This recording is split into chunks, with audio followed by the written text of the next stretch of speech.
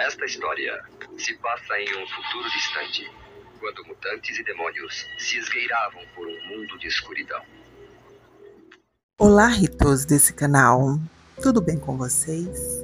Sejam muito bem-vindos a mais um anime didático.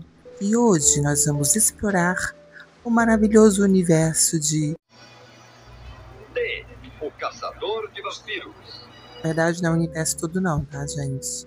É só a metade dele, as duas animações. Mas antes, vou pedir que você se inscreva nesse canal, deixe seu comentário, seu like, ajude esse canalzinho a crescer. Já estamos chegando a 50 inscritos, olha só, possibilidades de live. E aí o negócio vai se encaminhando. E aí, gostaram do visu da profa? Tá aprovado? Rejuvenesci 15 anos? Com cara de tchutchuca? Deixa aí seu comentário sobre a nova prof aqui do canal. Como eu mencionei lá no início, existem duas animações de Vampire Hunter D e é com base nessas duas animaçõezinhas aqui que vai sair esse vídeo. Eu vou falar da primeira animação que foi lançada lá em 1985, que é o Vampire Hunter D, e depois eu vou estar falando de Vampire Hunter D Bloodlust, que já foi lançado nos anos 2000, e fazer algumas comparações entre as duas, né, as diferenças, o que aconteceu, sobre a história, a narrativa, tudo isso, beleza? Então bora lá para Vampire Hunter D de 1985. Lançado em 1985, o primeiro Vampire Hunter D é um clássico da animação japonesa de horror e ficção científica, baseado na novela de Hideyuki Kikuchi e ilustrada por Yoshitaka Amano, conhecido também por seu trabalho em Final Fantasy. A história da primeira animação de Vampire Hunter D de 1985 vai se passar num futuro pós-apocalíptico do ano 2090, o ano Domini, onde a civilização humana foi quase dizimada por uma guerra nuclear, né, que o planeta Terra foi quase devastado. E aí, nesse futuro distante, os vampiros, que são chamados de nobres, eles governam a humanidade por milhares de anos, e também as tecnologias avançadas, elas coexistem com a magia, né? Então você vai ver criaturas mutantes, os ciborgues são muito comuns, né, nessa atmosfera, nesse universo de Vampire Hunter. A classe dominante dos vampiros começou a entrar em declínio e os humanos tentam retomar esse espaço novamente. A história do filme anime vai acompanhar a personagem Doris Lang, que é uma jovem guerreira que vive em um vilarejozinho próximo a algumas regiões dominadas por criaturas mutantes. E a Doris é atacada pelo Conde Magnus Lee, que é um vampiro milenar, né, que deseja tomar como noiva, e é um vampiro também aristocrata. E aí, desesperada para quebrar essa maldição, ela contrata o Dee, né, que é um Devhamper, meio vampiro, meio humano, conhecido como um dos caçadores de vampiros mais temidos e misteriosos, exatamente para querer se livrar dessa marca desse Conde Magnus. Ao longo aí da trama, a Doris, ela tem um irmãozinho que se chama Dan. E ele começa a se envolver emocionalmente tanto com a Doris quanto com o irmão. Isso traz à tona os conflitos internos, a sua condição híbrida, né? Meio vampiro, meio humano.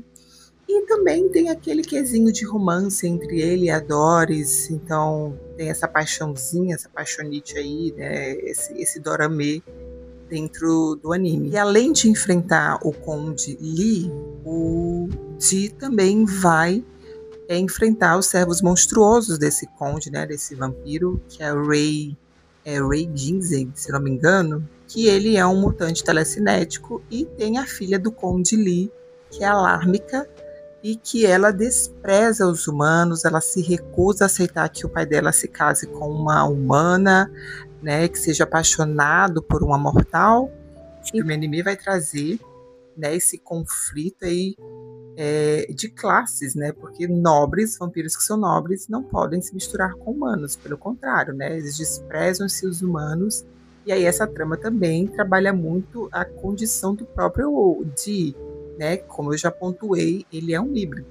Então isso mexe muito com ele, mexe muito com a perspectiva de vida dele, de relacionamentos, enfim. E aí essa primeira animação de Vampire Hunter D, essa de 1985, ela não é muito interessante, porque ela é muito rasa, não há um aprofundamento dos personagens, e eu acho que seria muito interessante se tivesse esse aprofundamento em relação a essa condição de identidade do próprio Dee, né, dessa hibridez dele, das relações com os humanos. Mas a animação, eu não sei se nos mangás, dessa forma, eu não li os mangás, mas da animação isso fica deixando a desejar e muito. Outro ponto que é muito chato dentro dessa primeira animação é porque a história, a narrativa, ela acontece numa forma tão rápida que parece assim que, nossa, não tenho dinheiro suficiente para fazer isso aqui, então bora condensar o máximo possível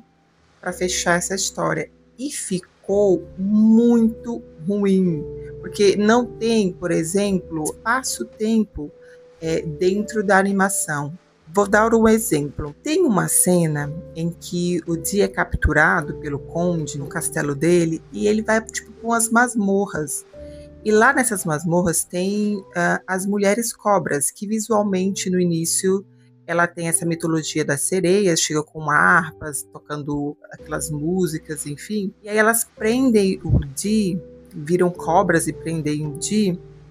E aí elas sugam a energia de quem prende, né, para depois devorar. O Dee tá preso por essas mulheres cobras, né, e o conde também capturou a Doris. E aí ele fala para ela, olha, já tá quase um dia aí que esse Dee tá preso, já ele morre. Essa questão do espaço-tempo de um dia não existe, porque parece que esse dia não aconteceu. E aí, de repente, o que acontece? O Dee vai lá, dá uma mordida nas mulheres cobra e matam elas. Mata elas, né? Não no plural, no singular. Fica aquela situação de o cara tava quase um dia lá preso, mas conseguiu, assim, numa mordida matar as mulheres. Então, essa perspectiva do tempo, do que acontece, da solução do problema, é muito, muito raso e deixa a desejar, fica chato, né, de assistir. Um outro ponto que me causou uma certa frustração na animação de 1985, aqui de Vampire Hunter D, é que a estética, a ilustração ficou deixando a desejar. E essa frustração veio porque o visual de Vampire Hunter D é profundamente influenciado pelo artista Yoshitaka Amano, o cara que desenhou Final Fantasy, o cara que fez a ilustração de Angel's Egg, e aqui falhou miseravelmente. Mas aí eu fui dar uma pesquisada, né, me aprofundar sobre a ilustração, sobre a estética, a arte do anime, e aí, gente, teve limitações técnicas, né, típicas da época, né, do formato dessa época, que é aquele formato, os animes que a gente chama de OVA, né, que não foi distribuído para plataformas de streaming, e aí teve baixo orçamento, tá?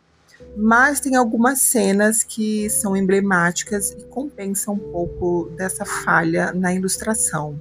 E uma dessas cenas é o Dee cavalgando sobre uma gigantesca lua cheia, a entrada no castelo do Conde Lee, né, com umas colunas gigantescas, as decorações biomecânicas são muito bonitas, né? Os encontros sombrios com as criaturas grotescas lá do subterrâneo também tem essa estética bonita, mas é só aí que alegra a gente e depois passa. Além de ser uma obra de ação e horror, Vampire Hunter D traz reflexões sobre a identidade e pertencimento, já que Dee é um pária rejeitado tanto pelos humanos quanto pelos vampiros. A obra anime também traz a reflexão sobre preconceito e coexistência.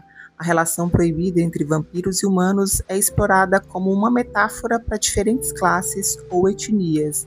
E aí vem a pitadinha também da tecnologia versus natureza. A presença dos ciborgues, das armas lasers, contrastam muito com os elementos, como as bestas e os cavalos. A obra mostra influências de filmes como Drácula, Mad Max e o movimento cyberpunk, especialmente com o uso de tecnologia decadente e sociedades fragmentadas.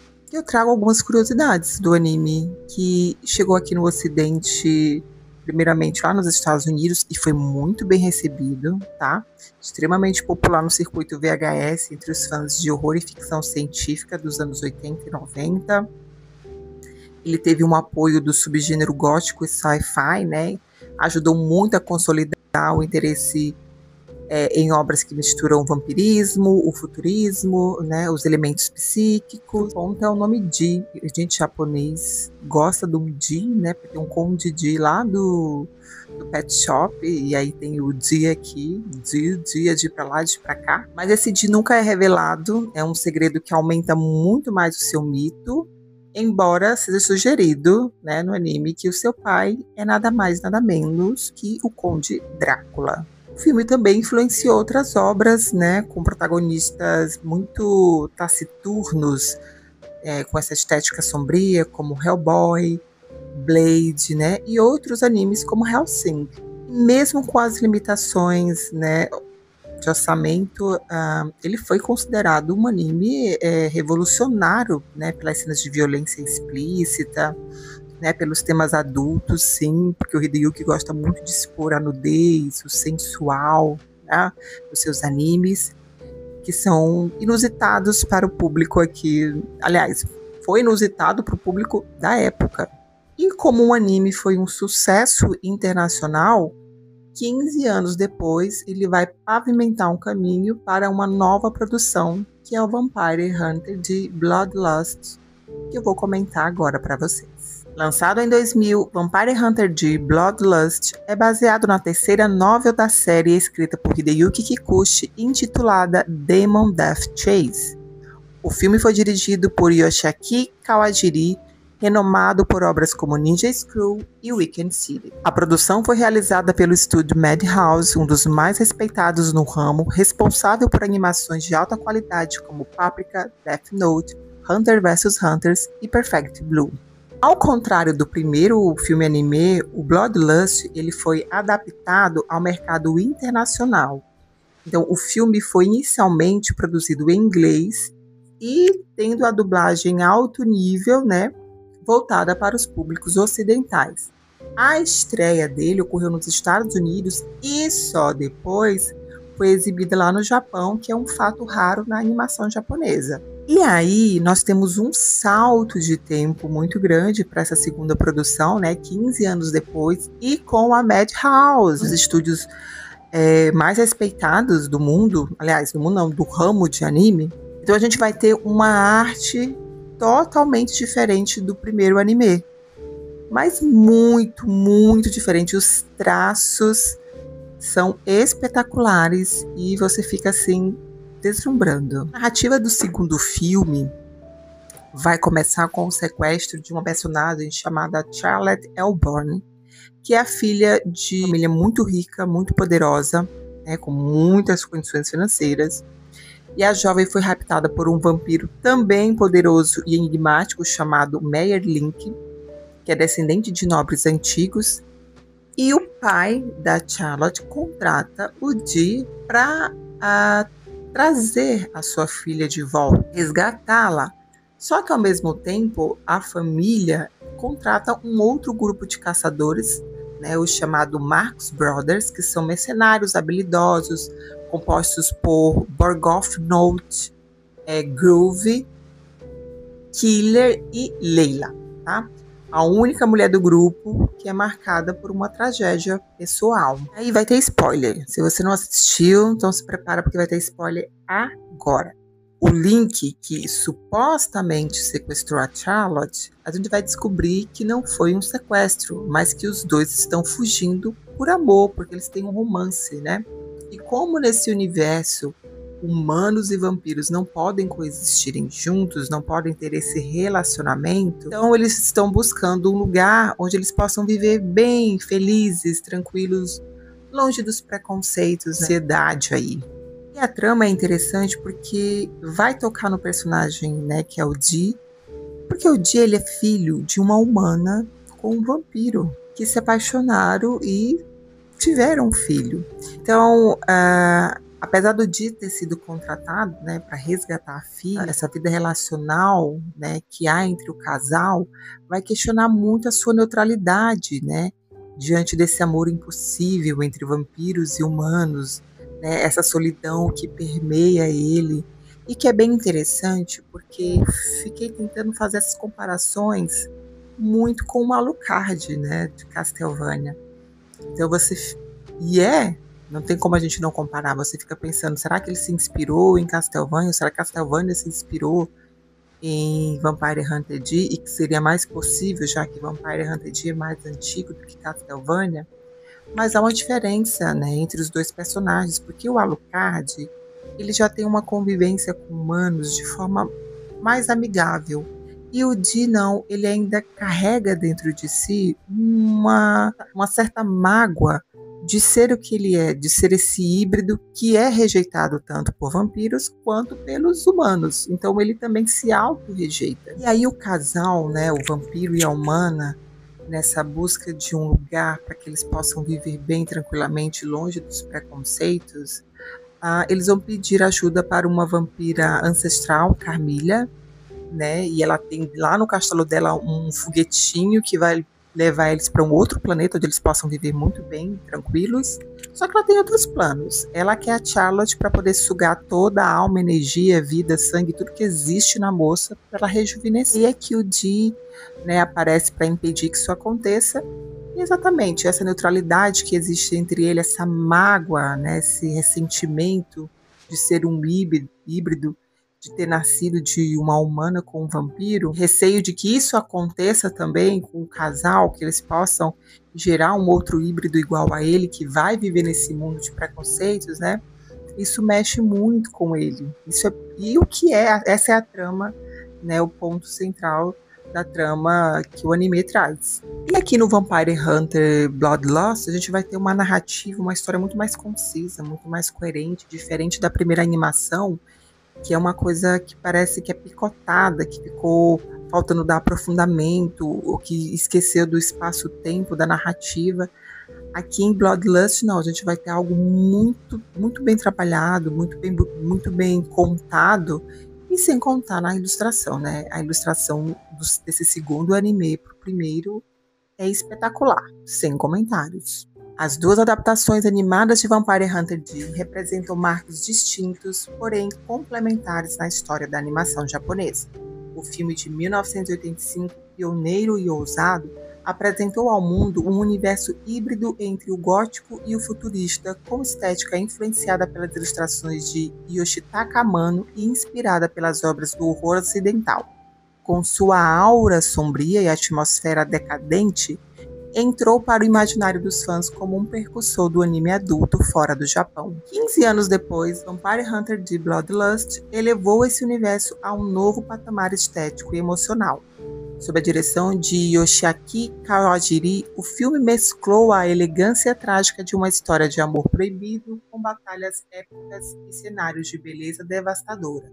A animação fluida, a trilha orquestrada e o foco nos dilemas internos do protagonista transformaram a obra em um verdadeiro poema visual sobre a solidão e a dualidade do ser. Ambas as animações não apenas consolidaram a figura de Di como um ícone do estilo gótico futurista japonês, mas também mostraram como o anime pode explorar temas profundos: amor, morte, identidade, preconceito, com a mesma intensidade do cinema tradicional. No fim, Vampire Hunter D é mais do que um caçador de vampiros. Ele é um símbolo da busca eterna entre dois mundos, duas naturezas, sempre em silêncio, sempre em movimento, carregando consigo o peso da imortalidade e a esperança efêmera de algo humano. D continua cavalgando solitário, não apenas no deserto do seu mundo distante, mas no imaginário dos fãs que ainda veneram como uma das mentes mais belas e sombria do anime. E eu fico por aqui, Ritos. Eu espero que vocês tenham gostado desse videozinho. Aguardem para o próximo anime e Matasta!